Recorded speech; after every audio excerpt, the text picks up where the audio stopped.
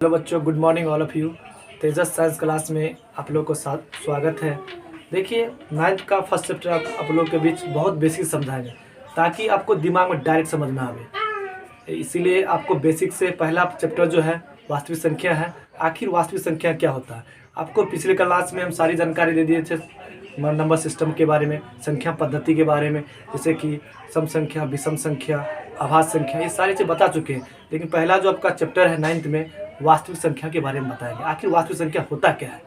देखिए, वास्तविक संख्या जिसको रियल नंबर भी कहते हैं, ठीक है, आखिर ये होता क्या है।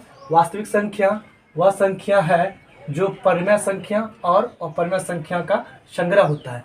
संग्रह का मतलब ये कि इकट्ठा होना, मिलना, यही होता है। दैट फॉर एग्जाम्पल देख लीजिए, एग्जाम्पल से आपको क्लियरली समझ में आएगा कि ये वास्तविक संख्या होता क्या है। जैसे देखिए 2√3 में हम देखेंगे कि 2 क्या है बाबू, परिमेय संख्या है, ठीक है। और क्या करते हैं, √3 क्या है, अपरिमेय संख्या। क्योंकि इससे पहले भी सुनिए, परिमेय संख्या का मतलब जो फ्रैक्शन देता है, भिन्न देता है, बट्टा देता है। जैसे देख लिए 3/5, तो 3/5 ऊपर वाले को नोमिनेटर भी बोलते हैं और नीचे वाले को डिनोमिनेटर भी बोलते हैं। जैसे कि P/Q। देखिए बाबू, P का मान 3 है, Q का मान 5 है, ठीक है। इसीलिए इसको परिमेय संख्या बोलेंगे। √3 देख लीजिए, √3 और परिमेय संख्या, इसको बोलते हैं बाबू इरेशनल नंबर बोलते हैं, ठीक है।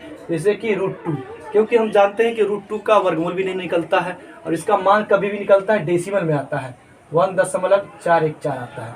इसीलिए हम समझेंगे कि वास्तविक संख्या जो होता है वो परिमेय और अपरिमेय संख्या का संग्रह होता है। अब देख, इसको जानकारी लेने के लिए सबसे पहले आपको, क्योंकि 10th में भी काम करेगा, परिमेय संख्या को पूरा अच्छा तरह समझ लेना। आखिर परिमेय संख्या क्या होता है, क्योंकि बेसिक पूरा इसी पे डिपेंड है, ठीक है।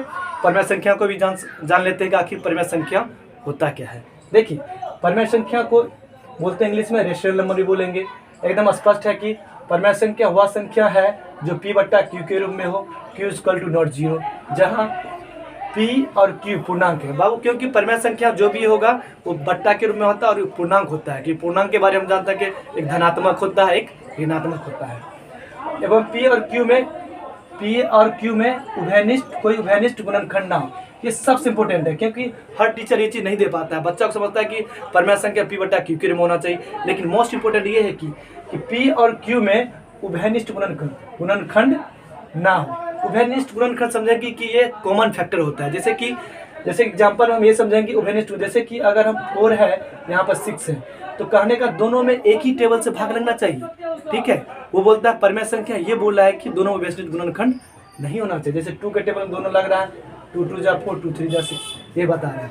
आखिर इसको बारे में पूरा जानकारी लेंगे। आखिर परिमेय संख्या जो होता है 2/3 देखेंगे, मतलब ये बट्टा के रूप में होगा। तो 2 का मान देख लीजिए, P बराबर बाबू का कितना है, यहाँ पे 2 आ गया। Q बराबर मान कितना आ गया, 3 आ गया।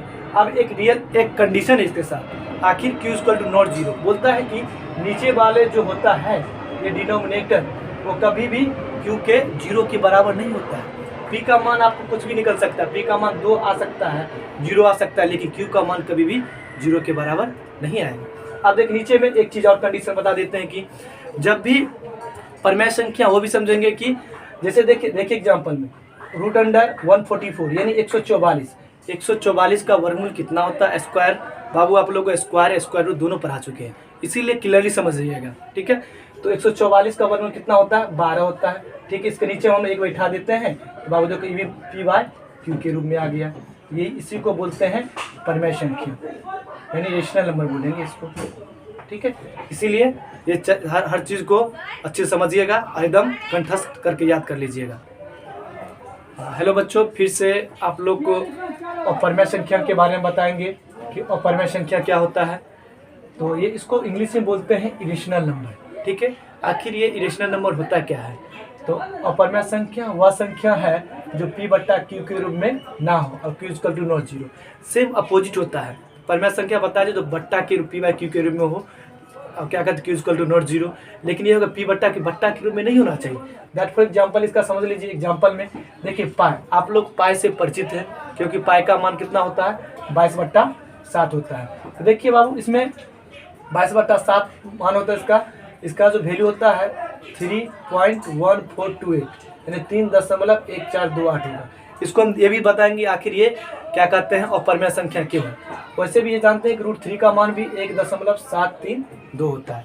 देखिए आखिर ये क्या कहते हैं इरेशनल नंबर क्यों है, क्योंकि बाबू देख लो यहाँ 22 में अगर हम 7 से भाग देंगे तो 7 3 जा 21, ठीक है, 1 आएगा यहाँ पे 0, फिर यहाँ पर डेसिमल, जैसे ही डेसिमल आएंगे यहाँ पर 0 बाबू बैठाएंगे, ठीक है, तो 7 1 जा 7, ठीक है, यहाँ पे 3 आएगा, यहाँ पे 1 लिखेंगे, यहाँ पे 0, फिर यहाँ पे 4 बार में आएगा 280, यहाँ पे 0 आ जाएगा, फिर यहाँ पे लगाएंगे।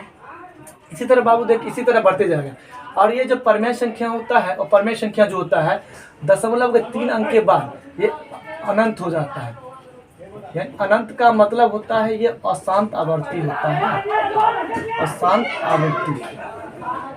याद रखना बाबू, जब दशमलव के 3 स्थान तक नहीं कटेगा उसे क्या बोलेंगे, अपरमेय संख्या बोलेंगे। अपरमेय संख्या का मान कभी भी डेसिमल में आएगा, इसका वर्गमूल नहीं निकलता। सबसे याद रखिएगा कि कभी भी इसका मान क्या कहते हैं डेसिमल में आएगा, इसका वर्गमूल नहीं निकलता। वर्गमूल जब भी निकलेगा इसको डेसिमल में निकलेगा, ठीक है। देखिए आप लोग को वास्तविक संख्या अगर अच्छे ढंग से समझ में आ गया होगा तो इसको शेयर और कमेंट और जरूर कीजिएगा।